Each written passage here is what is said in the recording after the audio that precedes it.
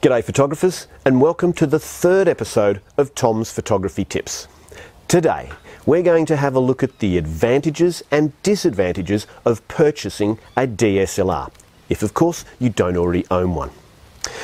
I believe that there are three main reasons why you should buy a DSLR. They are image quality, expandability and creative control. So let's have a look at the first one. Image quality. DSLRs have big image sensors. In fact, this Nikon D610 has an image sensor the same size as a 35mm negative, which is 36mm across by 24mm down. Now that's why they are called full-frame DSLRs. Now there are also DSLRs on the market with a smaller sensor called a crop sensor DSLR. But they are still big sensored cameras, particularly when you compare them to the sensor in a compact digital camera. The sensor in this little fella here is only 6mm by 4.5mm. That means this full frame DSLR has a sensor that is 6 times larger. So why does a larger image sensor equate to better image quality? Well, let's look at it. If I was going to take a picture with this little camera here, and let's assume for today that it has a 24 megapixel sensor. That means 24 million pixels on its little 6 by 4.5mm sensor. And let's say that we also take the same picture with this full frame DSLR with its 36mm by 24mm sensor. Now again, for interest's sake, we'll assume that the settings are exactly the same when we take this picture. So, we take the photo and then we want to enlarge that image up to say an 8 by 12 inch print. The sensor on this camera, being so small, would have to magnify the image on its little sensor 50 times to get up to an 8 by 12 inch print. The image sensor on the full frame DSLR would only have to be magnified 8 times. So that's 6 times less. You see, when you enlarge any digital image, you are going to lose quality. The bigger you go, the less quality you will get. So that means you'll get less sharpness, less color saturation, and of course the larger you go, the more that image will begin to break apart or pixelate. And that is why these tiny little cameras are not going to be a great choice when you want to do big enlargements. So for any photographer out there who wants to take beautiful pictures and then blow them up to huge enlargements on your wall, the DSLR is obviously a better choice than a camera with a small sensor. The other advantage to that bigger sensor with the image quality comes down to cropping. Because you have a larger sensor in that big DSLR, you could actually crop the image, blow it up, and still retain amazing image quality. Again, something that is not going to happen with a little compact digital camera or indeed the camera in your smartphone. They will suffer greatly if you crop it and blow it up. Now another advantage to a bigger sensor is its low light capability. See, bigger sensors have larger pixels and that means they can gather more light. When you couple that with the fact that you can buy lenses that let in a lot more light than these tiny little lenses on these cameras, means they are going to be ideal for low light situations. That also means with a DSLR compared to a compact digital, you will be able to use higher ISOs, which is the sensitivity of the sensor, without getting as much noise. For example, if we took a photo with this little compact again and set it to 1600 ISO, and we did the same with the DSLR at 1600 ISO and blew them up to that same 8 by 12 inch print, the little compact camera will be displaying a lot more noise than the DSLR at the same ISO. Now that's very closely related to the fact that the image sensor has to be magnified more, and of course that magnifies the noise more as well.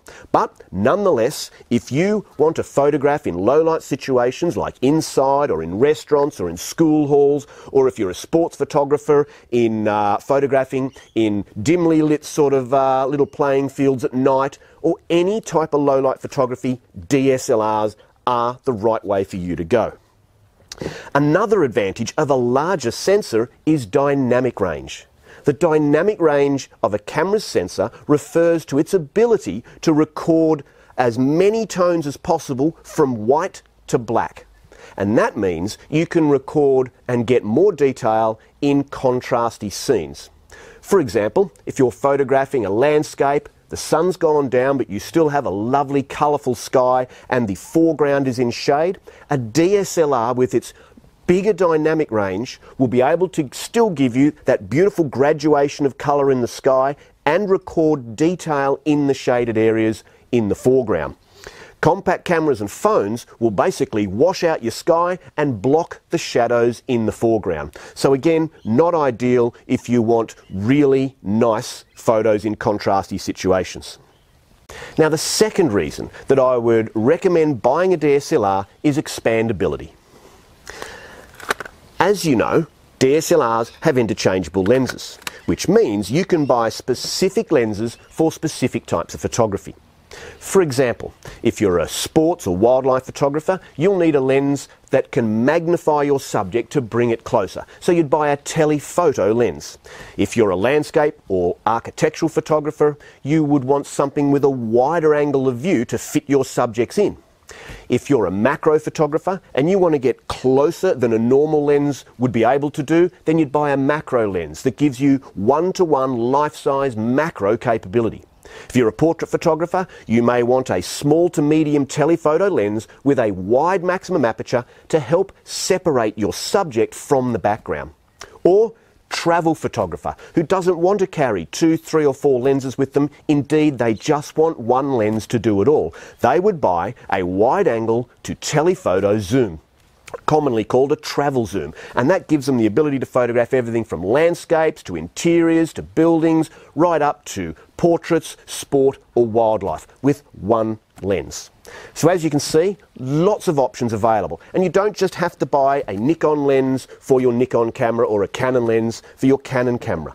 Tamron, Sigma and Tokina, to name the 3 big ones, also produce a huge range of lenses available for your full frame or crop sensor DSLRs. Now the second advantage to that expandability is the ability to purchase bigger flashes. Now all consumer DSLRs will have a built-in flash, which as you can see is a lot bigger than the flash on the little compact digital cameras. Now they will give you a range of about 1 to 7 meters and will be okay for lighting up people in dimly lit situations, but they're still relatively small and that small flash can give quite a harsh light. So every DSLR on the market has a hot shoe, and that enables you to buy a top-mounted flash. A top-mounted flash is going to be larger, so straight away you'll have the ability to photograph things that are further away. You'll have more power, and that also means you'll get better results when using that flash in bright conditions. It also has the ability to lift and swivel the head. So that means you can, instead of having the flash directed at your subject, bounce it off a ceiling or a wall or a reflector, and that will give you a more even, professional look.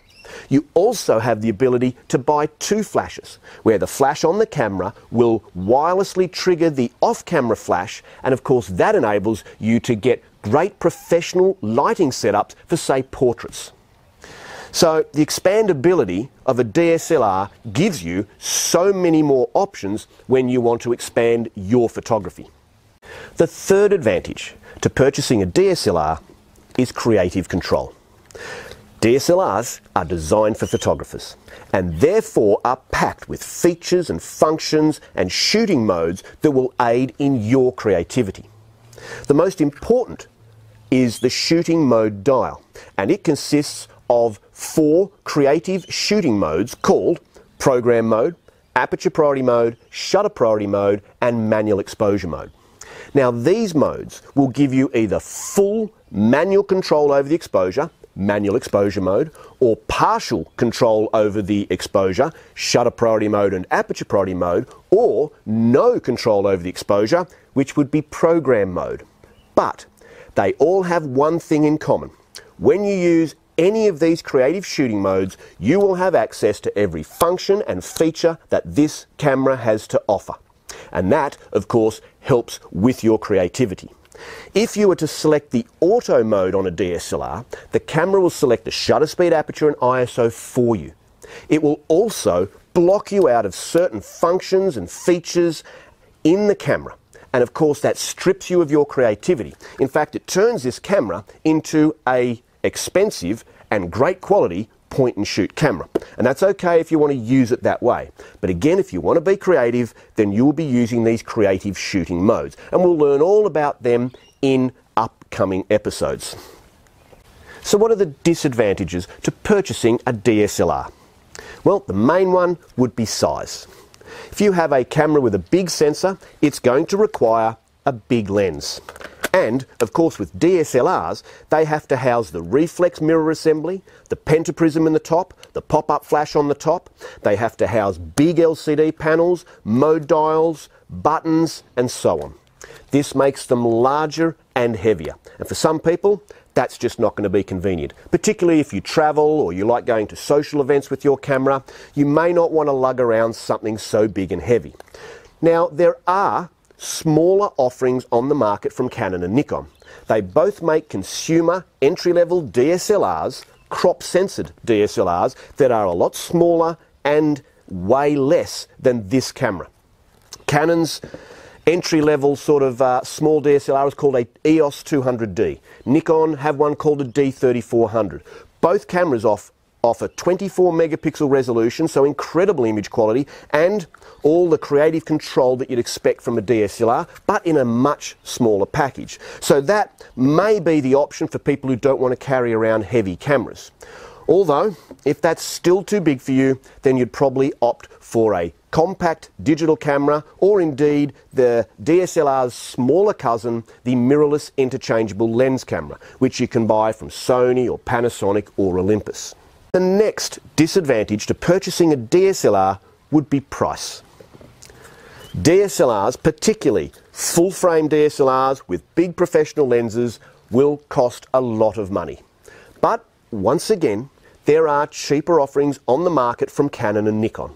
And they would start around about the $600 mark for an entry-level DSLR with a little 18 to 55 lens that will give you the ability to photograph anything from landscapes to portraits. And indeed, you may buy that setup and never purchase another accessory for that camera and you'd be happy.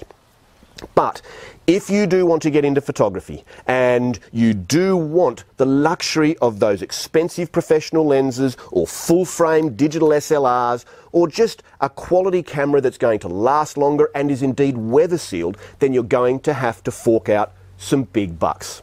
Anything from, say, $1,500 up to $10,000.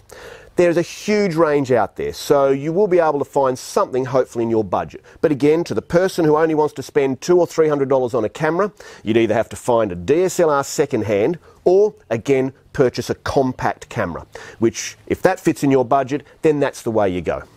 The third disadvantage to purchasing a DSLR would come down to the fact that these cameras can be totally overwhelming for a beginner photographer. All their buttons and dials and menus and all the different lenses you can purchase can be very daunting for a photographer who is just starting out and knows nothing about photography. But don't fret. These cameras still come with auto and scene modes.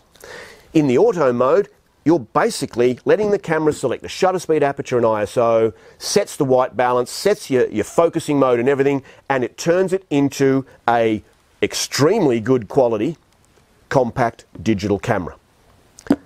You also have scene modes, which are auto modes designed for specific subjects. So for sports mode, you can select that and the camera will select fast shutter speeds to freeze the action and select continuous autofocus to track a moving subject. In landscape mode, it'll choose very small apertures to give you greater depth of field to have everything in focus and set the color to give you more saturated red, greens and blues. Or you may have portrait mode, where the camera will select a wider aperture to give you a shallower depth of field so your subject stands out, and it will also adjust the color tone to give you nicer skin tones. And that's among a whole heap of scene modes that you will have to choose from. So if you don't want to buy a DSLR to take control of it, or indeed if you don't want to know anything about exposure, shutter speed, aperture, ISO and so on, don't feel you can't purchase a DSLR, because the advantages of image quality, low light ability, focus speed, they're fast to start up when you turn them on, they don't take long to take a photo after you've pressed the button, which these compacts can. It still gives you huge advantages, and you can still let the camera do everything for you. Please don't let any friends who may be professional photographers or a professional photographer to tell you that if you own a DSLR, you have to use it in manual exposure mode. That's a load of crap. You can buy one of these, put it in auto, and it will get a wonderful result most of the time that you can then blow up to huge sizes. And for some people, that's all they want. Image quality that is better than their little compact digital camera or the camera in their phone. So there you go. They are what I believe are the advantages and disadvantages to purchasing a DSLR. I hope this has helped you decide whether you want to own a DSLR or not, and I hope you do, so that you then continue watching my channel. And if you like my channel, remember, tell a friend and like and subscribe. Now, in my next episode, we're going to be looking at how to hold your DSLR. I know you're probably thinking, Tom, I know how to hold my camera. But watch the next episode, because you'll get some very good tips on holding your camera steadier so you can get sharper photographs, which of course lead to bigger enlargements. So until then, thank you for watching, and remember, compose, expose, focus and shoot.